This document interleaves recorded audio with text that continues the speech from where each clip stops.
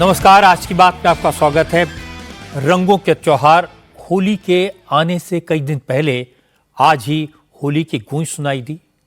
आज योगी आदित्यनाथ ने कहा कि होली एकता का, सद्भाव का, आपसी दूरियां कम करने का त्योहार है। होली के दिन सारे भेदभाव भूलकर, गिले शिकवे छोड़कर रंगों में डूब जाइए।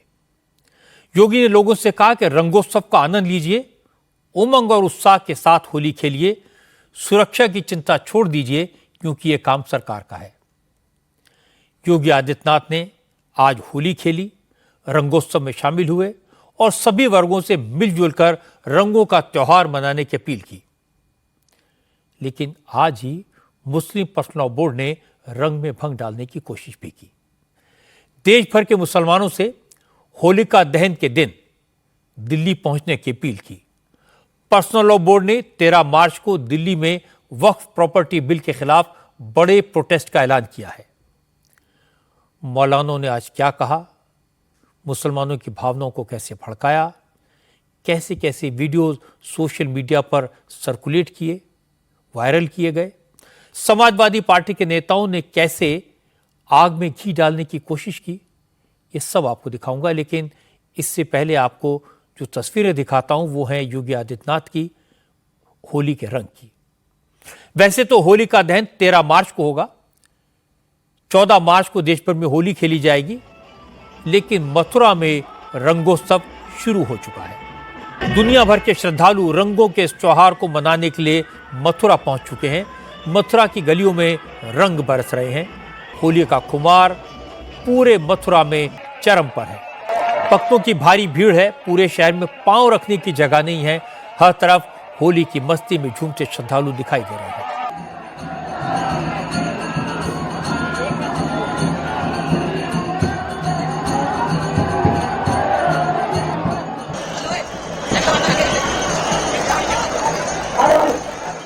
मथुरा में होली सिर्फ रंगों का त्योहार नहीं होता, फूलों की होली होती है, लड्डुओं की होली होती है। लठमार होली तो पूरी दुनिया में मशहूर है। होली पर मथुरा में तरह तरह के कार्यक्रम होते हैं। देश भर के कलाकार पहुंचते हैं। कोई अपना लोक नृत्य पेश करता है, कोई भजन गाकर कान्हा को खुश करने का प्रयास करता है। होली से 7 दिन पहले मथुरा में ये सारे रंग दिखाई देने शुरू हो गए।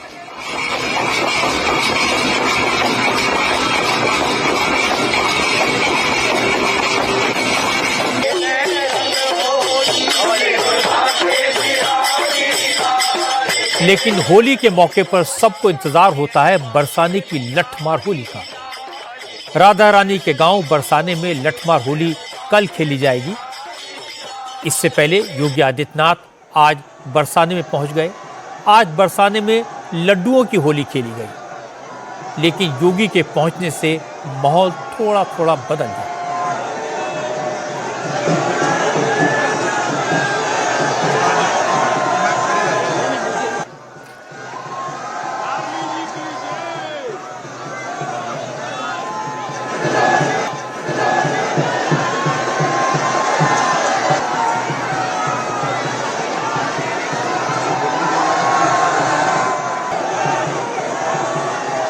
लड्डुओं के साथ साथ फूलों की होली हुई, रंग, गुलाल और अबीर भी उड़ा। योगी ने भी राधा रानी के मंदिर में मौजूद हजारों भक्तों की भीड़ पर फूल बरसाए, भक्तों के साथ फूलों वाली होली खेली।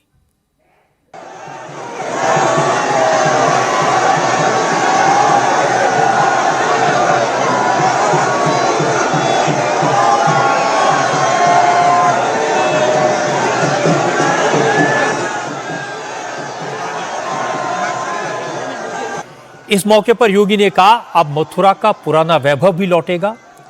यमुना मैया भी पुराने निर्मल स्वरूप में लौटेगी। मथुरा का विकास होगा। योगी ने कहा कि अयोध्या और काशी में सांस्कृतिक विरासत के भव्य रूप के दर्शन होने लगे हैं। अब मथुरा की बारी है। मथुरा के विकास में सरकार ने पैसे की कोई कमी नहीं होने देने का फैसला किया है। उत्तर प्रदेश का सौभाग्य है कि भारत के 3 महत्वपूर्ण तीर्थ जो भारत की सनातन एकता के प्रतीक है, देवादिदेव महादेव का पावन धाम काशी उत्तर प्रदेश में है। मर्यादा पुरुषोत्तम प्रभु श्री राम की पावन जन्मभूमि इसी उत्तर प्रदेश में अयोध्या धाम के रूप में है। हमारे कृष्ण कन्हैया की पावन जन्मभूमि भी उत्तर प्रदेश में है। आदरणीय प्रधानमंत्री जी के नेतृत्व मार्गदर्शन में काशी की कायाकल्प हुई है। अयोध्या को त्रेता युग की तरह फिर से सुंदरतम नगरियों में से एक बनाने का काम किया है। महाकुंभ प्रयागराज के कार्यक्रम को सकुशल संपन्न करने के बाद अब हमें फुर्सत मिली है। आप स्वस्थ रहिए, बस आप आशीर्वाद देते रहिए। अब तो बारी इसी ब्रजभूमि की है। मथुरा, वृंदावन, बरसाना, गोकुल, नंदगांव, गोवर्धन, बलदेव, ये सभी पे विकास के लिए पैसे की कोई सीमा नहीं। मैंने पहले भी कहा, विकास की इन योजनाओं को आगे बढ़ाने के लिए मैंने कहा होली के अवसर पर राधा रानी के श्री चरणों में इससे बड़ा निवेदन करने का अवसर दूसरा नहीं मिलने वाला है। जैसे अयोध्या में, जैसे प्रयागराज में, जैसे काशी में, जैसे मां विंध्यवासिनी धाम में आपको दिखाई दे रहा है, यही हर विकास के कार्य यहां पर इसी रूप में आगे बढ़ेंगे। इसके बाद योगी ने एक और बड़ी बात कही। उन्होंने होली से पहले शांति, सद्भाव और एकता का संदेश दिया। योगी ने कहा, होली तो एकता का त्योहार है, दूरियां कम करने का अवसर है, इसलिए सारी चिंताएं छोड़कर पूरे उत्साह और उमंग के साथ रंगोत्सव मनाएं। कितना अद्भुत है। कोई बैर भाव नहीं, कोई किसी से शत्रुता नहीं। होली तो आपसी सद्भाव का त्योहार है, मेल भाव के साथ दूरियां को कम करने का त्योहार है, एकता के सूत्र में जोड़ने का जो संदेश महाकुंभ ने दिया है, होली उसकी पुष्टि करता है, उसको और मजबूती प्रदान करता है। खूब उत्साह के साथ, खूब उमंग के साथ सनातन परंपरा के सद्भाव को, सौहार्द को एक एक भारतीय तक पहुंचाने की आवश्यकता है और आपको इस बात के लिए आश्वस्त करते हैं। बाकी तो चिंता ये डबल इंजन की सरकार करेगी, आपको चिंता करने की आवश्यकता नहीं। विकास के कार्यों की, अन्य कार्यों की, सुरक्षा है, विकास है, समृद्धि है, संस्कृति है, इन सब की चिंता सरकार करेगी। आप सब अपना आशीर्वाद बनाए रखिए। आप सबको होली की मंगलमय शुभकामनाएं। योगी तो बरसाने में फूलों वाली होली खेलकर लखनऊ लौट गए, लेकिन इसके बाद राधा रानी के भक्तों ने बरसाने में जमकर रंग बरसाए। बरसाने में मौजूद दुनिया भर से आए श्रद्धालुओं ने कहा, बरसाने जैसी होली कहीं नहीं होती। आनंद बरस रहो भैया, हमारे ब्रज को सो आनंद पूरे कहीं भी ना है। स्वर्ग को आनंद पूरे यही है। कहना जो रंग बरस रहे हो बरसाने, वो रंग तीनों लोक में ना है। जो बरसाने को सो आनंद कहीं भी ना है। कहना कि 4 धाम कर लियो, वो कर लियो, जाने वृंदावन बरसानो देख लियो, सब कुछ तीर्थ कर लियो। बहुत अच्छा लग रहा है। फर्स्ट टाइम है हम लोग का, काफी मजा आ रहा है। रंग की होली खेल चुके हैं अब? हाँ जी, रंग की होली खेल चुके हैं। अब लड्डू होली खेलेंगे और कल लठमार खेलेंगे। बहुत सुंदर यहाँ के और कहीं है ही नहीं नजारा जो यहाँ बरसाने में है, ब्रजभूमि में है, वो घर है ही नहीं। इसलिए मैं 2 साल से आ रही हूँ यहाँ का आनंद लेने। बहुत मजा आया है और बहुत मतलब लड्डू की बरसात हो रही थी वहाँ पे ऊपर, और बहुत अच्छा लग रहा है। हमारे यहाँ पे तो इंदौर में रंग पंचमी होती है, गैर होती है, लेकिन यहाँ पे तो राधा रानी और बिहारी जी बसे। मेरा नाम गिरिंदर सिंह फोगाट है, मैं चरखी दादरी हरियाणा से आया हूँ। तो होली बहुत अच्छी से खेल ली, राधा रानी ने बहुत अच्छे से श्री चरणों में दर्शन दिए। राधा रानी श्री चरणों में हम आए थे हरियाणा से स्पेशल चल के। लड्डू होली के लिए बहुत ही बढ़िया, बहुत ही आनंद आ रहा है यहाँ पर। और मैं हर साल प्रति साल राधे रानी कृपा करती है हमारे पर, और मैं प्रति साल होली देखने आता हूँ यहाँ पर। उसकी कृपा है राधा रानी की, हमें हर साल बुलाती है। इस साल भी हम आए हैं। बहुत ही अच्छा इंतजाम है और बहुत ही मजे आए। मेरा नाम देव है और मैं गुड़गांव से आया हुआ हूँ।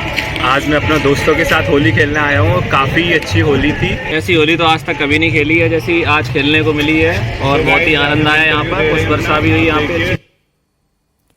ये बात सही है कि बरसाने जैसी होली पूरी दुनिया में कहीं नहीं होती। यहाँ के रंग, यहाँ के लोग, यहाँ की ललक कमाल की है। लेकिन एक जमाना था जब उत्तर प्रदेश के कई इलाकों में होली नहीं खेली जाती थी। लोग रंगों का त्योहार मनाने से डरते थे। इसीलिए योगी हर बार होली से पहले जनता को आश्वासन देते हैं कि वो दिल खोलकर होली खेले, सुरक्षा की जिम्मेदारी सरकार की है। दूसरी बात है कि होली सिर्फ रंगों का त्योहार नहीं है, आपसी मेल मिलाप का पर्व है। होली के दिन लोग पुराना बैर भूलकर फिर से दोस्त बन जाते हैं, दुश्मनों को गले लगाते हैं। लेकिन इस बार होली के अवसर पर कुछ लोग माहौल बिगाड़ने की तैयारी कर रहे हैं। होली से ठीक पहले मुस्लिम नेताओं ने दिल्ली में प्रोटेस्ट की कॉल दी है, आर पार की लड़ाई का ऐलान किया है।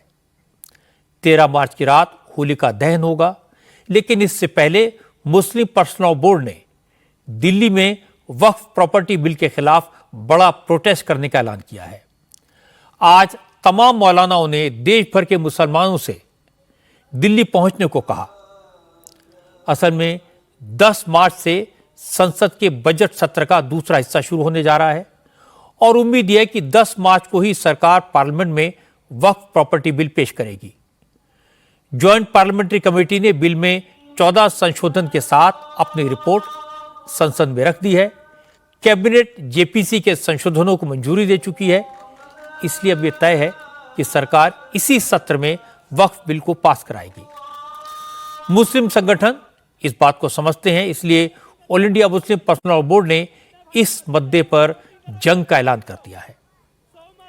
मुस्लिम पर्सनल लॉ बोर्ड के अध्यक्ष खालिद सैफुल्लाह रहमानी का एक रिकॉर्डेड मैसेज आज व्हाट्सएप, फेसबुक और दूसरे सोशल मीडिया प्लेटफॉर्म के जरिए सर्कुलेट किया गया।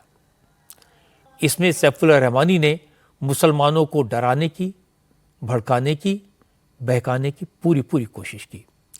रहमानी ने दीन का हवाला दिया, मुसलमानों से कहा कि जाग जाओ, घरों से निकलो, अगर वक्फ बिल पास हो गया तो कहीं के नहीं रहोगे, तुम्हारी प्रॉपर्टीज पर सरकार कब्जा कर लेगी, मुसलमानों का मुल्क में रहना मुश्किल हो जाएगा। उन्होंने कहा कि अगर वक्फ बिल में अमेंडमेंट पास हो गए तो मुसलमानों का वजूद खत्म हो जाएगा। सैफुल्लाह रहमानी ने कहा कि मोदी सरकार मुसलमानों को टारगेट कर रही है, मस्जिदों पर, मदरसों पर, मुसलमानों के घरों पर बुलडोजर चल रहे हैं। अगर ये सब रोकना है तो एकजुट हो जाओ, 13 मार्च को दिल्ली पहुंचो, सरकार को अपनी ताकत दिखाओ। क्योंकि रमजान का महीना चल रहा है, आज जुमे का दिन था, इसलिए मौलवियों से अपील की गई कि वो जुमे की नमाज में कुनूत नाजिला यानी मुश्किल हालात में पढ़ी जाने वाली विशेष दुआ पढ़वाएं, क्योंकि ऐसे हालात से मुसलमानों को अल्लाह ही बचा सकता है। वतन अजीज हिंदुस्तान के हालात बहुत ख़राब हैं। अक़लियतों पर जुल्म अपनी इंतहा पर पहुंच चुका है। हमारी मस्जिदें निशाना बन नहीं हैं। हमारे मकानात बुलडोज़र के ज़रिए मामूली बहाने करके मुनहदिम किए जा रहे हैं। मस्जिदों से माइक बंद किया जा रहा है और जुल्म के नए नए हथकंडे इस्तेमाल किए जा रहे हैं। सबसे बड़ा मसला इस वक्त मुसलमानों के लिए वक्फ तरमीमी बिल है। अगर ये बिल मौजूदा हालत में पास हो गया तो हमारी मस्जिदें, मदरसे, दीनी इदारे और तंजीमें, इन सब का तहफ़्फ़ुज़ मुश्किल हो जाएगा। इसी पस मंज़र में all India Muslim personal law board 13 मार्च को दिल्ली में जंतर मंतर पर एक धरना मुनक़िद कर रहा है, ताकि हम जमहूरी तरीक़े पर अपनी नाराज़गी का इजहार करें। मैं आप हज़रात से अपील करता हूँ कि ज़रूर इस धरने में शरीक हों। यह आपकी मिल्ली गैरत और दीनी हमीयत का तकाज़ा है, और अगर हम ऐसे मौके पर गफलत में, सुस्ती में रह गए और खुदा न खास्ता बुज़दिली का शिकार हुए तो हमारे लिए अपने दीनी और मिल्ली वजूद को बचाना मुश्किल हो जाएगा। सिर्फ सैफुल्लाह रहमानी ने नहीं, मुस्लिम पर्सनल लॉ बोर्ड के कई नेताओं ने इसी तरह की वीडियोज जारी किए। पर्सनल लॉ बोर्ड के वाइस प्रेसिडेंट उबैदुल्लाह खान आज़मी ने मुसलमानों को शाबानो केस की याद दिलाई, कहा कि सारे मुसलमानों ने एक होकर शाहबानो केस में सुप्रीम कोर्ट के फैसले के खिलाफ प्रोटेस्ट किया तो उस वक्त राजीव गांधी की सरकार को झुकना पड़ा था। अब हालात उससे भी ज्यादा खतरनाक हैं, इसलिए मुसलमानों को एक बार फिर ताकत दिखानी होगी। मुल्क की सेंट्रल हुकूमत और दीगर सूबाई हुकूमतें जो फिरका परस्तों के तसल्लुत में हैं, मुस्लिम उम्मा के सारे हुकूक तबाह करने के लिए, मस्जिदों को शिकस्त व रेख से गुजारने के लिए, मदरसों पे बुलडोज़र और हमारे वक्फ की जायदादों को हड़प करने के लिए हर तरह की नापाक मनसूबाबंदी कर रही हैं, जिसमें मौजूदा वक्फ तरमीमी बिल जो पार्लियामेंट में 10 मार्च को पेश होने जा रहा है, खुदा न खास्ता अगर ये मंजूर हो गया तो हमारे बुजुर्गों की वक्फ करदा जायदादें फिरका परस्तों के हाथों खुर्द बुर्द होकर रह जाएंगी। जिस तरह शाहबानो केस में मिल्लत इस्लामिया ने एक मुजाहिदाना किरदार अदा किया था, आज उससे ज़्यादा बड़ा ख़तरा हमारे दीनी शायर पर मंडरा रहा है। आने वाले दिनों में लाहे अमल क्या होगा, इस धरने के बाद तय करेंगे। अलबत्ता इसमें आप हजरात की शिरकत बहुत ज़रूरी है। इस मामले में शिया और सुन्नी दोनों साथ साथ हैं। आज लखनऊ में जुमे की नमाज के बाद बड़े इमाम बाड़े के सामने मुस्लिम पर्सनल बोर्ड के मेंबर मौलाना कल्बे जब्बाद की अगुवाई में प्रोटेस्ट हुआ।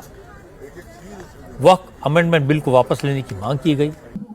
कल्बे जब्बाद ने कहा कि मोदी सरकार ने जेपीसी के जरिए सभी पक्षों से बात करने का सिर्फ ड्रामा किया, इसलिए अब यह जरूरी है कि 13 मार्च को देश भर के मुसलमान सड़कों पर निकलें, वक्फ बिल का विरोध करें।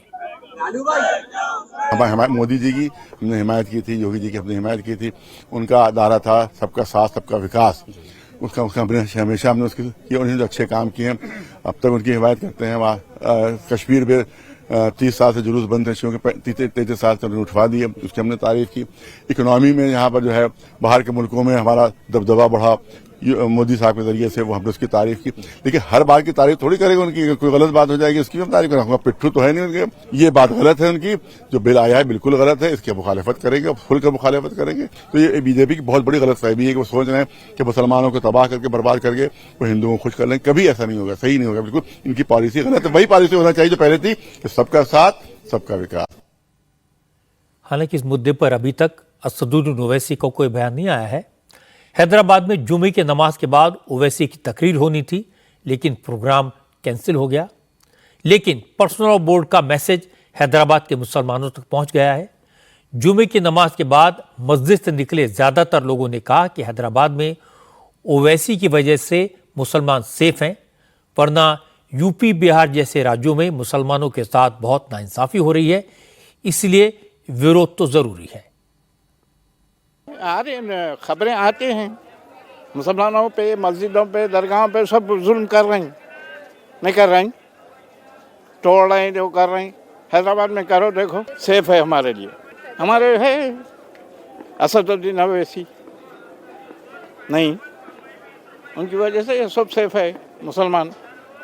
बाकी दूसरी जगह जो जुल्म कर रहे हैं हमारे ऊपर। वो मोदी जी, अमित शाह, ये लोग जो है सो हर थोड़े दिन में नए नए स्कीम्स निकालते हैं, नए नए बिला निकालते हैं।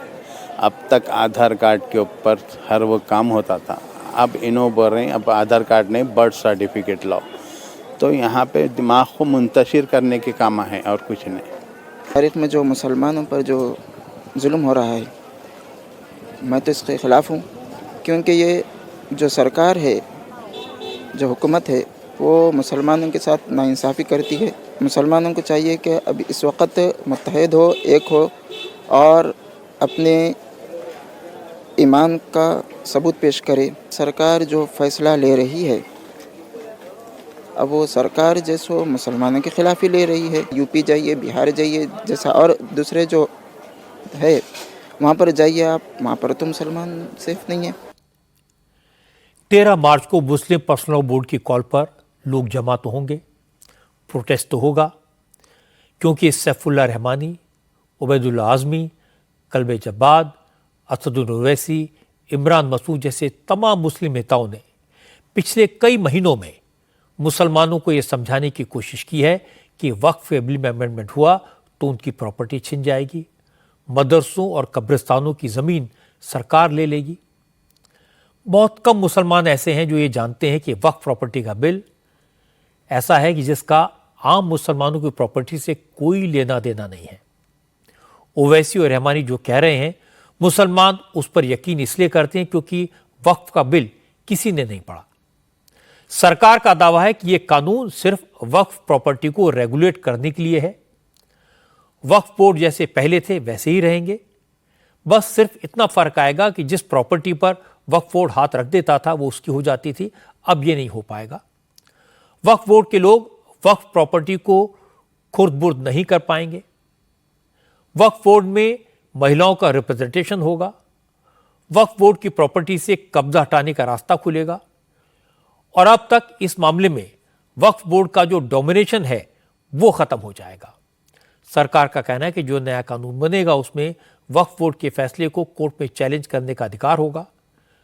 अब सवाल है कि इन प्रोविजन से मस्जिदें कैसे छिन जाएंगी, मदरसों और कब्रिस्तानों से मुसलमानों का कब्जा कैसे चला जाएगा, मुसलमानों के साथ नाइंसाफ़ी कैसे होगी, इसका जवाब कोई नहीं देता। हकीकत यह है कि जो कुछ लोग अब तक वक्फ की अरबों की प्रॉपर्टी पर कब्जा करके बैठे हैं, उसके जरिए करोड़ों रुपए कमाते हैं, उनका खेल खत्म हो जाएगा। इसलिए वो बेचैन हैं और यही लोग मुस्लिम भाइयों को भड़काने की कोशिश कर रहे हैं। मामला वक्फ बोर्ड का है, लेकिन कोई मुसलमानों को बाबरी मस्जिद की याद दिला रहा है, कोई ज्ञान वापी की बात कर रहा है, कोई संभल की जामा मस्जिद का हवाला देता है। हालांकि संभल में अमन चैन है। आज जुमे की नमाज भी बड़ी शांति से निपटी। जुमे की नमाज से पहले संभल में पुलिस ने सुरक्षा के जबरदस्त इंतजाम किए थे। जामा मस्जिद के आसपास के पूरे इलाके में पुलिस और पैरामिलिट्री फोर्सेस की तैनाती की गई थी। आज सुबह से ही संभल की सदर कोतवाली, नखासा और दूसरे सेंसिटिव इलाकों में पुलिस का डिप्लॉयमेंट किया गया था। क्योंकि रमजान का महीना चल रहा है, होली करीब है, अगले शुक्रवार को होली का त्यौहार है और जामा मस्जिद में उसी दिन जुमे की नमाज भी होगी। इसलिए प्रशासन ने दोनों पक्षों से बात करके संभल में जुमे की नमाज का वक्त बदलवाया है। दोपहर 2:30 बजे तक लोगों को होली खेलने की इजाज़त दी जाएगी। इसके बाद 2:30 बजे से जुमे की नमाज होगी। रमजान के पहले जुमे और होली की भी सभी तैयारियों को मद्देनजर रखते हुए जनपद संभल में 7 कंपनी पीएसी हैं, वो यहाँ कस्बा संभल में ही लगाई गई है। उसके अलावा यहाँ जो बन रही विभिन्न चौकियाँ हैं उनका भी मुआयना वो किया जा रहा है। जैसा कि आप देख सकते हैं, सत्यव्रत चौकी के ऊपर है, ये एंटीना भी लगाया गया है। यहाँ पे डिस्ट्रिक्ट का जो कंट्रोल रूम है उसको यहाँ सेटअप किया जाएगा। जनपद स्तर की जो पीस कमेटी की मीटिंग हुई थी उसमें दोनों पक्षों के जो मुखिया है उनसे बात की गई थी। तो उससे ये बात प्रकाश में आई है कि 2:30 बजे के बाद में जुम्मे की नमाज अदा की जाएगी और 2:30 बजे से पहले हिंदू समाज के लोग हैं अपनी वो होली खेल के अपने अपने घरों को चले जाएंगे। संभल में जो आम हिंदू हैं, आम मुसलमान हैं, उनको प्रशासन के फैसले से कोई दिक्कत नहीं है। लेकिन कुछ नेताओं ने संभल के पुलिस अफसरों के रोल पर सवाल उठाने शुरू कर दिए। खास तौर पर संभल के सीओ अनुज चौधरी के बयान को मुद्दा बनाया गया। अनुज चौधरी ने पीस कमेटी की मीटिंग में कहा था, अगर किसी को होली नहीं खेलनी है तो उस पर रंग न डाला जाए, जो ऐसा करेगा उसके खिलाफ पुलिस एक्शन लेगी। इसके बाद अनुज चौधरी ने कह दिया कि होली के दिन जिन मुस्लिम भाइयों को होली नहीं खेलनी है वो घर से ना निकले, घर में ही जुमे की नमाज पढ़ें तो बेहतर होगा, क्योंकि जुमा तो साल में 52 बार आता है, होली साल में 1 बार आती है। मेरा सीधा साफ ये है, होली का दिन है, जुम्मा साल में 52 बार आता है, होली साल में 1 बार आती है। तो मुस्लिम समुदाय के लोगों को यदि किसी को लगता है भाई आपको होली के रंग से आपका धर्म भ्रष्ट हो जाएगा या जो भी है, तो वो उस दिन ना निकले, घर से ना निकले। और यदि निकले तो उसका इतना बड़ा दिल होना चाहिए, वो दिल होना चाहिए कि भाई सब एक जैसे हैं, रंग तो रंग है। जिस तरह पूरे साल इंतजार करता है मुस्लिम पक्ष ईद का, इसी तरह से होली का भी इंतजार हिंदू पक्ष करता है। आप एक दूसरे का सम्मान करें और अनावश्यक किसी पे यदि कोई निकल रहा है उस पर रंग न डालें। ये हिंदू पक्ष के लिए भी हमने भाई यदि कोई उससे बच रहा है तो उस पर भी रंग ना आप डालें। बाकी सबके लिए प्रशासन, खासकर संभल में, हम कोई भी इस तरह की लापरवाही किसी भी पक्ष की बर्दाश्त नहीं करेंगे और यदि कोई शांति व्यवस्था भंग करेगा तो उस पर सख्त कार्रवाई होगी। अनु चौधरी ने दोनों तरफ की बात की थी, लेकिन समाजवादी पार्टी के नेताओं ने इस पर नाराजगी जताई। संभल के एमपी जियाउर रहमान बर्क ने कहा, अगर कानून के साथ खिलवाड़ करने वाले अधिकारी पीस कमेटी मीटिंग में आते हैं तो ऐसी मीटिंग्स का बॉयकॉट करना चाहिए। सरकार को ऐसे अफसरों के खिलाफ सख्त कार्रवाई करनी चाहिए। और इसके बाद राम गोपाल यादव ने तो अनु चौधरी को धमकी दे डाली। राम गोपाल ने कहा, ये वही अधिकारी हैं जिसने संभल में दंगे कराए थे। जब यूपी में सरकार बदलेगी तो ऐसे अफसर जेल में होंगे। देखिए, अनूप चौधरी ने तो दंगा ही कराया था। अनूप चौधरी कह रहे थे गोली चलाओ गोली चलाओ। देखा सबने कि नहीं देखा? सबने देखा है। कोई सीईओ थे जो हुआ था, तो वो उनसे क्या उम्मीद करोगे? कोई ठीक बात करें? जब कभी व्यवस्था बदलेगी तो ऐसे लोग तो जेलों में रहेंगे। इसके बाद रामपुर के एमपी मुहिबुल्लाह नदवी ने भी कहा, पुलिस अफसर के तौर पर संभल के सीईओ का काम ठीक नहीं है। वो अपनी ड्यूटी निभाने के बजाय मुसलमानों को डराने की कोशिश कर रहे हैं, इसलिए उन्हें फौरन हटा देना चाहिए। देश में न जाने कितनी बार होली और जुमा एक साथ पड़े हैं, कोई नाखुशगवार वाकया पेश नहीं आया है, कभी नहीं आया है। ये जो जिस तरह से ये अपनी वो बताने की कोशिश कर रहे हैं, किसी को कम किसी को ज़्यादा, कि इतनी बार जुमे आते हैं इतनी बार होली आती है, इससे इनकी नीयत और इरादा जो है वो ऐसा महसूस होता है कि ये जो इनको एक सलाहियत एक अफसर में होनी चाहिए लॉ एंड ऑर्डर को मेंटेन रखने की, जो कानून ने जिसका उसको वो पाबंद किया है, वो नहीं झलक रहा उनकी बात से, बल्कि वो इस तरह की कोशिश कर रहे हैं किसी एक समाज को पैगाम देने की, डराने धमकाने की, जिसका हक और इख्तियार उनको कानून ने नहीं दिया है। ये गैर ज़रूरी तरीके से इस बयान को उन्होंने दिया ताकि समाज में एक भ्रम फैले किसी के तई, और मैं इसलिए मुख्यमंत्री जी से इनको तुरंत हटाने की मांग करता हूं। लेकिन संभल के हिंदुओं ने समाजवादी पार्टी के नेताओं को इतिहास याद करने की नसीहत दी। हिंदुओं ने कहा कि जो लोग पुलिस और प्रशासन पर आज सवाल उठा रहे हैं, उन्हें पुराना वक्त याद करना चाहिए, जब संभल में होली का जुलूस निकालने में पुलिस के हाथ पांव फूल जाते थे। लेकिन अब वक्त बदला है, निज़ाम बदला है, सब कुछ अच्छे से हो रहा है, शांति से हो रहा है, तो इसमें दिक्कत क्या है? पूर्व में ऐसा रहा है कि बड़ी पाबंदियां रहा करती थी और कुछ लोग इस रूप में बाहर खड़े हो जाते थे, वो चैलेंजिंग के रूप में खड़े हो जाते थे सफेद कपड़े पहन करके कि हमारे ऊपर डालो तो देखें, और वो भावना उनकी गलत हुआ करती थी। जब से 2014 से योगी जी यूपी में आए हैं, तब से तो सभी हिंदू वर्गों में जो है उत्साह है, बहुत उत्साह से त्योहार जो है मनाया जाता है। लेकिन उससे पहले जो था वो उत्साह नहीं होता था, जितना उत्साह होता था उसमें डर होता था। उत्साह में जगह जगह जो है लोग डर के रंग खेलते थे, किसी लोग आके जो है मुस्लिम समुदाय के लोग खड़े हो जाते थे तो उनसे डर महसूस होता था कि कोई छींट ना चली जाए इनके ऊपर। पहले ये था कि हमारे यहाँ एक होली से जो एक छोटी होली हमारे प्रसिद्ध है, गुलाल की होली जिसे बोलते हैं, उस पर हम लोग चौपाई निकालते थे। निकल रही है, निरंतर निकलती है, वो इस बार भी निकलेगी। लेकिन पहले क्या था, वो डर के माहौल में निकलती थी, क्योंकि कुछ ऐसे इलाके हैं जो मुस्लिम इलाकों में जाती थी वो, तो पब्लिक से ज्यादा उसके अंदर प्रशासन होता था। प्रशासन भी दबाव में रहता था। प्रशासन को हर मिनट पे कि हमारी किसी जो धार्मिक स्थल है, किसी मस्जिद पे छींट ना पड़ जाए, किसी पे रंग ना पड़ जाए, और इतना प्रेशराइज किया जाता था प्रशासन को भी। कोई भी जैसे मस्जिद पे कहीं जरा सी एक छींट पड़ गई तो पता चला कि प्रशासन बाल्टी और वो लेके जा रहा है और उस पर पेंट कर रहा है, रंगाई कर रहा है। बड़ा माहौल इतना टेंसपूर्ण था। समाजवादी पार्टी के सारे नेता एक पुलिस अफसर के बयान को बहाना बनाकर मुसलमानों की भावनाओं को भड़काने की कोशिश कर रहे हैं, मुसलमानों को डराने की कोशिश कर रहे हैं और पुलिस अफसरों को धमकी भी दे रहे हैं। संभल के सीईओ ने जो कहा उसके दोनों मतलब निकाले जा सकते हैं, उन्हें थोड़ा केयरफुल रहना चाहिए था। लेकिन बाद में डीएम ने बिल्कुल क्लियर कर दिया कि अब कोई अफसर उनसे या एसपी से पूछे बगैर कोई बयान नहीं देगा और हिंदू होली का त्योहार खेलेंगे, मुसलमान नमाज पढ़ेंगे, किसी को किसी तरह की कोई परेशानी नहीं होगी। मुझे लगता है इसके बाद नेताओं को आग में घी डालने का काम बंद करना चाहिए। होली के मौके पर किसी तरह की गड़बड़ी न हो, यह सबको मिलकर इंश्योर करना चाहिए। बिहार में भी आज हिंदुत्व की राजनीति बड़ा मुद्दा बन गई। बागेश्वर धाम वाले धीरेन्द्र शास्त्री के दौरे से आरजेडी और कांग्रेस के नेता नाराज हो गए। आरजेडी के नेताओं ने धीरेन्द्र शास्त्री को पाखंडी, ढोंगी, समाज में जहर घोलने वाला, बीजेपी का एजेंट, न जाने क्या क्या कह दिया।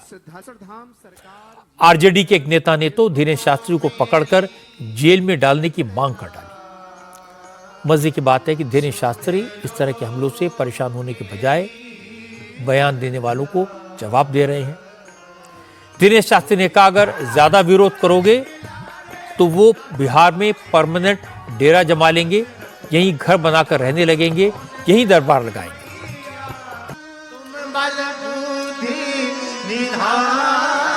धीरेन्द्र शास्त्री की बात आपको सुनवाऊं, इससे पहले आरजेडी के नेताओं का गुस्सा आपको दिखा देता हूं। बिहार के पूर्व शिक्षा मंत्री और तेजस्वी की पार्टी के बड़े नेता चंद्रशेखर ने कहा, धीरेन्द्र शास्त्री जैसे लोग धर्म के नाम पर धंधा करते हैं, समाज को ऐसे पाखंडियों से परहेज करना चाहिए। अरे कौन सा बागेश्वर बाबा, शंकराचार्य तो जवाब दे दिया ना अभी मुक्तेश्वर आनंद उनको, जो कह रहे थे कि वहां मोक्ष मिलता है, तो मोक्ष क्यों नहीं प्राप्त कर लिया। ये देखिए पाखंडवाद परोसने वाले लोग हैं, नफरती संप्रदायी लोग हैं। इनको भगवान जी ने अयोध्या में हरा करके जबरदस्त संदेश दिया है देशवासियों को, दुनियावासियों को, कि ये धर्म के नाम पर धंधा करने वाले लोग हैं, ये भगवान को बेचने वाले लोग हैं, इससे परहेज करो। इसके बाद आरजेडी के विधायक मुकेश रोशन ने तो धीरेन्द्र शास्त्री को गिरफ्तार करके जेल में डालने की मांग कर डाली। ऐसे बाबा से बचना चाहिए जो बीजेपी के द्वारा प्रयोग के लिए बिहार विधानसभा के चुनाव के लिए लाया जा रहा है। जातीय उन्माद, धार्मिक उन्माद फैलाने का ये लोग काम करते हैं। ऐसे बाबा को गिरफ्तार कर करके और जेल में भेज देना चाहिए। और जब जब चुनाव आता है तब आप लोग आते हैं भाई बिहार, उससे पहले काहे नहीं आते हैं। लोकसभा चुनाव में देखिए कि उस समय भी बागेश्वर जी आए थे, अभी विधानसभा चुनाव है फिर बागेश्वर जी आ रहे हैं। तो कहीं ना कहीं हमको लगता है कि ये लोग को काम पर तो भरोसा नहीं है, काम अगर नहीं किए हैं तो जनता खदेड़ के भगाएगी। लेकिन बाबा बागेश्वर को आरजेडी के नेताओं के विरोध की कोई फिक्र नहीं है। धीरेन्द्र शास्त्री ने आरजेडी के नेताओं से कहा, अभी तो सिर्फ 5 दिन के लिए बिहार आए हैं, लेकिन अगर ज्यादा विरोध करोगे तो बिहार में धूनी रमा लेंगे, बिहार में मठ बनाकर रहने लगेंगे। बहुत लोगों को बिहार आने पर, हमारे आने पर बहुत पेट दर्द होता है।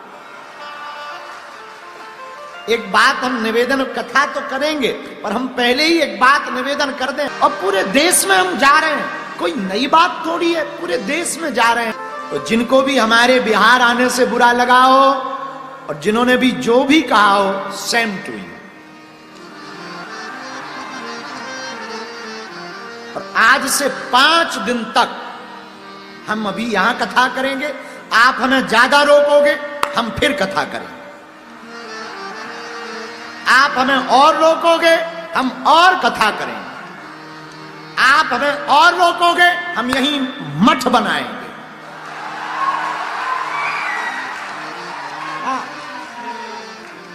आप हमें फिर रोकोगे, हम यहां मकान बनाएंगे। और आप अगर हमें फिर रोकोगे, मरेंगे तो फिर बिहार में जन्म लेंगे। लो बताओ। इसीलिए भैया हम हमेशा बोलते हैं, छेड़ोगे तो हम छोड़ेंगे नहीं। हम आपका बुरा, किसी का बुरा करने नहीं आए, हम कथा करने आए, अपने पागलों से मिलने आए। 5 दिन यहीं मिलेंगे और 5 दिन खूब झूम झूम के गीत गाएंगे। प्रवचन के बाद हमारे संवाददाता नीतीश चंद्र के साथ बातचीत करते हुए आचार्य धीरेन्द्र शास्त्री ने कहा कि वो हिंदुओं की एकता का अभियान चला रहे हैं, भारत को हिंदू राष्ट्र बनाने की मुहिम पर निकलेंगे। जो इसमें उनका साथ देगा, प्रभु राम उसे आशीर्वाद देंगे। धीरेन्द्र शास्त्री ने कहा, उन्हें मालूम है कि धर्म यज्ञ में बाधाएं आती हैं, राक्षसी प्रवृत्ति के लोग विघ्न डालते हैं, लेकिन उन्हें इसकी चिंता नहीं है। वो आखिरी दम तक सनातन के उत्थान के लिए काम करते रहेंगे। अब ये इस देश का सबसे बड़ा दुर्भाग्य है कि राम की बात पर, राम कथा पर हम एक मठ में आए हैं। मठ में संतों की कथा करने आए हैं। पहले भी आए थे तो पहले भी विवाद किया, पता नहीं राम से या हमसे उन्हें क्या द्रोह है। अब जो विवाद कर रहे हैं उनको तो हम यही कहना चाह रहे हैं कि आप एक बार आकलन करें, एक बार विचार करें। हम राष्ट्रवाद की चर्चा लेकर चलते हैं, हम राम कथा भी करते हैं तो राष्ट्र कथा भी करते हैं। हम इस देश को जोड़ने की बात कर रहे हैं, हम हिंदुओं को जगाने की बात कर रहे हैं। ये हमें नहीं लगता कि हम गुनाह कर रहे हैं। हम 150 करोड़ हिंदुओं की लड़ाई लड़ रहे हैं और हम अपने लिए थोड़ी लड़ रहे हैं। लड़ तो हम हिंदुओं के लिए रहे ना। ये लड़ाई तो हिंदुओं के घटे ना और बटे ना, उसकी लड़ाई है। और ये हिंदू केवल भारत भर में थोड़ी है, हिंदू केवल बिहार भर में थोड़ी है, हिंदू पूरी दुनिया में। Suriname, Mauritius, Fiji, Nepal, Australia, England, कहाँ कहाँ हिंदू नहीं है। हम उन सब की लड़ाई लड़ रहे हैं, उन सब हिंदुओं की लड़ाई। तो आप जो भी सियासी कर रहे हैं, हम उनसे कहेंगे हमको राजनीति से आप दूर रखिए। हम किसी के प्रचारक नहीं हैं, हम हिंदुत्व के विचारक हैं और हम हिंदुओं को एक करने के लिए आए। हमारा प्रेम बिहार से बहुत है और बिहार हमारा हृदय है, बिहार हमारा घर है और बिहार के प्रति अपनत्व है, क्योंकि ये जानकी माता की भूमि है, ये वो ज्ञान की भूमि है, ये नालंदा विश्वविद्यालय की भूमि है, ये बुद्ध की भूमि है, ये प्रबुद्ध की भूमि है, ये संतों की भूमि है, ये भक्तमाली जी की भूमि है, ये वो भूमि है जहाँ प्रभु श्री राम भी आए तो पहुना बन करके आए हैं। तो इस बिहार में हम चाहते हैं कि जो भी हमारे प्रियजन रहते हैं उनका बड़ा स्नेह है, बिहार से हमारा बहुत लगाव है और उनका बहुत अटूट प्यार है। हम ऋण, इनका कर्जा जिंदगी भर नहीं चुका पाएंगे। पिछली कथा का जो हमारे ऊपर कर्ज है, नौबतपुर तरित पाली मठ का, वो कर्जा हम नहीं चुका पाएंगे। तो बिहार हम आते रहेंगे, विरोध करने वालों को हम मुंह तोड़ जवाब देते रहेंगे। वो ज़्यादा विरोध करेंगे तो हमने कहा था कि हम यहाँ मठ भी बनाएंगे, फिर यहाँ रहेंगे भी। लेकिन एक बात तय है, हिंदू राष्ट्र बनेगा अगर भारत, तो बिहार का क्रम सबसे अव्वल होगा, हमारे बुंदेलखंड से भी। एक बात तो बिल्कुल साफ है कि बागेश्वर धाम वाले बाबा की बिहार में उपस्थिति से आरजेडी के नेता काफी बेचैन हैं। आचार्य धीरेन्द्र शास्त्री हिंदुओं की एकता की बात करते हैं, सनातन मानने वालों को आपस में मिलकर रहने का संदेश देते हैं। आरजेडी के नेताओं को इसमें बटेंगे तो कटेंगे की गूंज सुनाई देती है। उन्हें लगता है कि चुनाव में नुकसान हो सकता है, इसीलिए वो इतने परेशान हैं और बाबा को जेल में डालने की बात कह रहे हैं। पर मैं आचार्य धीरेन्द्र शास्त्री को जानता हूं, वो डरने वालों में से नहीं है। जन समर्थन उनकी शक्ति है, जहां जाते हैं लाखों लोगों की भीड़ उन्हें सुनने आती है। अगर उन्हें ज्यादा छेड़ा गया तो वो बिहार में वाकई में खूंटा डालकर बैठ जाएंगे और फिर उनसे पार पाना मुश्किल हो जाएगा। धीरेन्द्र शास्त्री की राम कथा के अलावा आज बिहार में मुख्यमंत्री नीतीश कुमार के व्यवहार की भी चर्चा हुई। आज नीतीश कुमार एक बार फिर नाराज हो गए, आपा को बैठे। विधान परिषद में क्वेश्चन आवर चल रहा था। आरजेडी की विधायक उर्मिला ठाकुर ने बिहार में शिक्षा के स्तर पर सवाल उठाया और अपने क्षेत्र में एक हाई स्कूल खोलने की मांग की। प्रश्नकाल में सवाल का जवाब शिक्षा मंत्री सुनील कुमार को देना था, लेकिन अचानक मुख्यमंत्री नीतीश कुमार खड़े हो गए और आरजेडी की विधायक पर भड़क गए। हालांकि बगल में deputy chief minister Vijay Sinha ने नीतीश से बार बार शांत रहने की अपील की, बैठने को कहा, लेकिन नीतीश का गुस्सा 7वें आसमान पर पहुंच चुका था। उन्होंने आरजेडी के विधायक से कहा वो जिस पार्टी में है वो अनपढ़ों की पार्टी है, उस पार्टी ने कभी बिहार में एजुकेशन के लिए कुछ नहीं किया। इसके बाद उन्होंने विधान परिषद में नेता विपक्ष राबड़ी देवी की तरफ इशारा करते हुए तू तड़ाक में बात की। अपना वाइफ को बना दिया। अरे सब कोई मतलब किया गया हम लोग की सरकार में, कुछ मालूम है? आप उस पटिया में हैं, इसके हस्बैंड टूट गए तो अपना वाइफ को बना दिया। अरे ये सब कोई मतलब है जी? जो हुआ है, आई लोग भी बनी हुई तो कोई महिला के लिए की है? ये सारा का सारा काम महिलाओं के लिए कितना हुआ है मालूम है? एक एक बात हमने बता दिया है। आप महिला को कोई दिक्कत नहीं है, एक एक तरह से कुछ नहीं जानती हो। अरे यही लोग बना दिया है तो तू लोग का कौन महिला का है? जब आप लोग नहीं है, आप लोग को जो कभी महिला के लिए किया नहीं, उन्हीं लोगों के पार्टी में है। आप ठीक जवाब दीजिए और सब जवाब दीजिए सबका। जब नीतीश कुमार सदन में राबड़ी देवी पर हमला कर रहे थे, उस वक्त राबड़ी देवी खामोश रहीं, लेकिन नीतीश कुमार के गुस्से का वीडियो चारों तरफ वायरल हो गया। तेजस्वी यादव ने कहा, आज मुख्यमंत्री जिस तरह सदन में भड़के, विपक्ष के नेता से जिस तरह की बदतमीजी की, उससे नीतीश की मानसिक हालत, उनके फ्रस्ट्रेशन का पता चलता है। तेजस्वी ने कहा कि नीतीश ने अपना संस्कार, आचार और विचार सब दिखा दिया, इसलिए अब बिहार की जनता उन्हें जवाब देगी।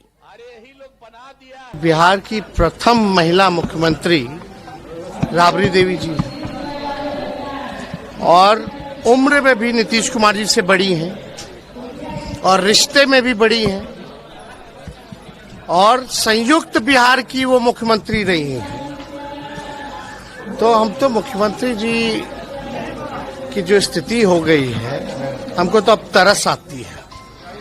खैर, अब इस पे ज्यादा कोई टिप्पा टिप्पणी हमको करना शोभा नहीं लगता, लेकिन इस तरह का बयान लगातार आ रहा है। इनकी गिरती सेहत जो है अब ये साबित कर चुकी है कि अब ये बिहार चलाने योग्य नहीं रह गए। मुख्यमंत्री की एक भाषा होती है, एक पद की गरिमा होती है, और जब आपसे पहले वो मुख्यमंत्री बनी श्रीमती राबड़ी देवी जी, तो आपसे पहले और संयुक्त बिहार की मुख्यमंत्री, उम्र में बड़ी, रिश्ते में बड़ी, और रे तू करके भाषा छीनी। तेजस्वी यादव की बात सही है कि नीतीश कुमार आजकल काफी उल्टी सीधी बातें कह देते हैं। मैं नीतीश कुमार को बरसों से जानता हूं। आजकल उनका जो व्यवहार है, ये उनका सामान्य व्यवहार नहीं है। नीतीश कुमार ने अपनी बात हमेशा शालीनता और विनम्रता से कही है। वो मृदुभाषी माने जाते हैं, लेकिन आजकल कुछ गड़बड़ तो है। नीतीश बाबू बहुत जल्दी गुस्सा हो जाते हैं, कई बार शालीनता की सीमा को पार कर जाते हैं। ये देखकर आश्चर्य होता है और बुरा भी लगता है। आज मुंबई से कांग्रेस के लिए बहुत एम्बैरेसिंग खबर आई। शिवसेना शिंदे के नेता संजय निरुपम ने दावा किया कि मुंबई कांग्रेस की माली हालत खस्ता है। मुंबई में कांग्रेस के पास पार्टी दफ्तर का किराया देने के पैसे नहीं बचे। कांग्रेस को कभी भी दफ्तर खाली करने का नोटिस मिल सकता है। संजय निरुपम ने दावा किया कि कई महीनों से कांग्रेस दफ्तर की बिजली का बिल नहीं भरा गया, इसलिए बिजली काट दी गई है। कांग्रेस दफ्तर में काम करने वालों को कई महीनों से सैलरी नहीं मिली है। निरुपम ने कहा कि कांग्रेस की ऐसी बुरी हालत कांग्रेस के निकम्मे नेतृत्व की वजह से हो रही है। हालांकि जैसे ही संजय निरुपम ने कांग्रेस की खस्ता हालत का खुलासा किया, आनंद फानंद में बिजली के बिल का पार्शियल पेमेंट किया गया, पार्टी दफ्तर की बिजली रिस्टोर कराई गई और इसके बाद संजय निरुपम फिर सामने आए। उन्होंने कहा कि कांग्रेस ने बिजली तो रिस्टोर करा ली, लेकिन इससे पार्टी की हालत नहीं सुधरेगी। जिस तरह के लोग कांग्रेस का नेतृत्व कर रहे हैं, जनता के साथ पार्टी का कनेक्शन हमेशा हमेशा के लिए कट जाएगा। राहुल गांधी जी कल मुंबई आए थे कांग्रेस के नेता के तौर पे नहीं, बल्कि एक यूट्यूबर के तौर पे। कांग्रेस की तबाही और बर्बादी का यही कारण है, क्योंकि नेता लोग अपना यूट्यूब के वीडियो बनाने में ज्यादा बिजी हैं। मुंबई में कांग्रेस पार्टी की हालत दिन ब दिन खराब होती चली जा रही है। आज हालात ये हैं कि मुंबई कांग्रेस के दरवाजे पर कभी भी ताला लग सकता है। पूरी पार्टी दिवालिया हो गई है। उनके वोट ही खत्म नहीं, उनके नोट भी खत्म हो गए हैं। अब पिछले कई वर्षों से उन्होंने भाड़ा नहीं भरा है कि 18 लाख रुपए का कांग्रेस के ऊपर पीडब्ल्यूडी का महाराष्ट्र सरकार का बकाया है। यानी कभी पीडब्ल्यूडी नोटिस दे सकती है घर खाली करने के लिए। लगभग 5 लाख रुपए का बिजली बिल बकाया था। बिजली सप्लाई करने वाली कंपनी वहां आती है और बिजली डिस्कनेक्ट कर देती है, काट देती है। 9-10 महीनों से मुंबई कांग्रेस के जो कर्मचारी हैं उनको वेतन ही नहीं दिया गया। पूरी कांग्रेस पार्टी मुंबई में एक साइलेंट मोड में है, एकदम से कंगाल हो गए हैं, दिवालिया हो गए हैं। नेताओं को कोई चिंता नहीं है और उसका कारण यह है कि दिल्ली से लेकर मुंबई तक कांग्रेस के ऊपर अकर्मण्य और अक्षम नेताओं का कब्जा हुआ पड़ा है। अब मैं आपको कांग्रेस का पक्ष सुनवा देता हूं। असलम शेख ने संजय निरुपम को जवाब दिया। असलम शेख ने कहा कि संजय निरुपम को मुंबई कांग्रेस के अध्यक्ष पद से हटाया गया था। इसी फ्रस्ट्रेशन में वो पार्टी छोड़कर एकनाथ शिंदे की शिवसेना में शामिल हो गए। उन्हें वहां भी कुछ नहीं मिला तो अपनी खींच कांग्रेस नेतृत्व पर उतार रहे हैं। असलम शेख ने कहा कि अब संजय निरुपम कांग्रेस के साथ नहीं है, इसलिए वो कांग्रेस के बजाय अपनी और अपनी पार्टी की चिंता करें। कुछ लोगों को जो है ना कांग्रेस छोड़ने के बाद भी नींद नहीं आती है। कल राहुल गांधी जी आने वाले थे, लोगों का ध्यान उस तरफ ना जाए, इस तरीके से ऐसे मुद्दे निकाले थे। लाइट बिल भरा कि नहीं भरा, किराया भरा कि नहीं भरा, ये हमारा अंदरूनी मसला, ये हम देख लेंगे। इसमें आके किसी को देखने की जरूरत नहीं कि आपके घर में आपने किराया भरा कि नहीं, आपके बच्चे खाते या नहीं खाते हो, तो आप देखेंगे ना। औरंगजेब जो था उसको नींद नहीं आती थी शिवाजी महाराज को लेके, कि उन्हें पता था कि एक दिन ऐसा आएगा कि ये मराठा जो है पूरे इस देश में और जहां तक का राज्य है वहां तक राज करेंगे। उसी तरीके से विरोधी पक्ष के जो लोग हैं उनको नींद नहीं आती कांग्रेस को लेकर और राहुल गांधी जी को लेकर। उन्हें पता है कि आगे यही राहुल गांधी जी जो है वो देश के आगे नेतृत्व करने वाले हैं। मुझे नहीं लगता कि कांग्रेस के पास पैसे की इतनी कमी है कि पार्टी बिजली का बिल नहीं भर सकती, किराए नहीं दे सकती, स्टाफ की सैलरी नहीं दे सकती। ये मामला लापरवाही का भी नहीं है, ये पुरानी आदत का लगता है। बिजली पानी का बिल, किराया आराम से देना, ये आदत तब बनी जब कांग्रेस की सरकार थी, लेकिन अब वक्त बदल गया है। कांग्रेस को ये आदतें बदलनी पड़ेगी, वरना खामखा फजीहत होगी। दिल्ली में बीजेपी की सरकार कल महिलाओं से किया गया चुनावी वादा पूरा करेगी। महिलाओं को हर महीने 2,500 रुपए की स्कीम का ऐलान होगा। चुनाव के दौरान बीजेपी ने वादा किया था कि 8 मार्च से दिल्ली के महिलाओं को हर महीने 2,500 रुपए मिलेंगे। हमारे संवाददाता भास्कर मिश्रा ने बताया कि दिल्ली सरकार कल जवाहरलाल नेहरू स्टेडियम में एक बड़ा कार्यक्रम करेगी। इस प्रोग्राम में बीजेपी अध्यक्ष जेपी नड्डा महिला समृद्धि योजना का ऑफिशियल अनाउंसमेंट करेंगे। इसके अलावा मुख्यमंत्री रेखा गुप्ता की तरफ से होली और दिवाली में फ्री सिलेंडर देने वाली स्कीम का ऐलान भी किया जाएगा। कल सुबह 11 बजे दिल्ली कैबिनेट की बैठक में इन दोनों स्कीम्स पर मोहर लगेगी और दोपहर 12 बजे इसका ऐलान होगा। इसके बाद महिला समृद्धि योजना के तहत दिल्ली की करीब 18 लाख महिलाओं को हर महीने 2,500 रुपए का भुगतान होने लगेगा। असल में जिस दिन से दिल्ली में बीजेपी की सरकार बनी है, आम आदमी पार्टी के नेता एक ही रट लगाए हुए थे कि महिलाओं के खाते में पैसे कब आएंगे, 2,500 रुपए कब मिलेंगे। दिल्ली की मुख्यमंत्री ने इसका जवाब देने की भी जरूरत नहीं समझी। अब कल जब यह काम हो जाएगा तो आतिशी और उनके साथियों को कोई नया सवाल ढूंढना पड़ेगा। वैसे जिस दिन से रेखा गुप्ता दिल्ली की मुख्यमंत्री बनी है, वो और उनके बाकी मंत्री सुपर एक्टिव हैं। कोई यमुना घाट पर पहुंचा तो कोई हॉस्पिटल का दौरा करने गया, कोई स्कूल में देखा तो कोई कूड़े के ढेर का मुआयना करने पहुंच गया। ये एक्टिविटी, ये जज्बा दिल्ली के लोगों के लिए बहुत अच्छा है। बांग्लादेश की राजधानी ढाका में आज जुमे के दिन खूब हंगामा हुआ। प्रतिबंधित संगठन हिजबुत तहरीर के हजारों वर्कर्स ने शरिया कानून लागू करने की मांग को लेकर जबरदस्त प्रोटेस्ट किया। हिजबुत तहरीर के सपोर्टर्स ढाका की बैतुल मुकर्रम मस्जिद के बाहर इकट्ठा हुए, बांग्लादेश में खिलाफत कायम करने के नारे लगाए और पलटन बाजार से होते हुए विजय नगर की तरफ बढ़ने लगे। हिजबुत तहरीर के कार्यकर्ता लगातार सरकार विरोधी नारे लगा रहे थे।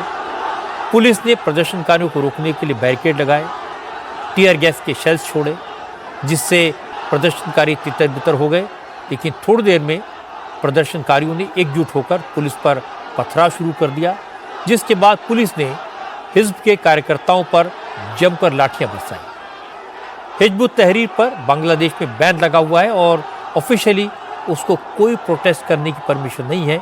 फिर भी ढाका की नेशनल मस्जिद में इतनी बड़ी तादाद में बैंड ऑर्गेनाइजेशन के सपोर्टर्स जमा हो गए, पुलिस से भिड़ गए। ये हैरानी की बात है। लगता है ढाका में सरकार नाम की कोई चीज नहीं बची।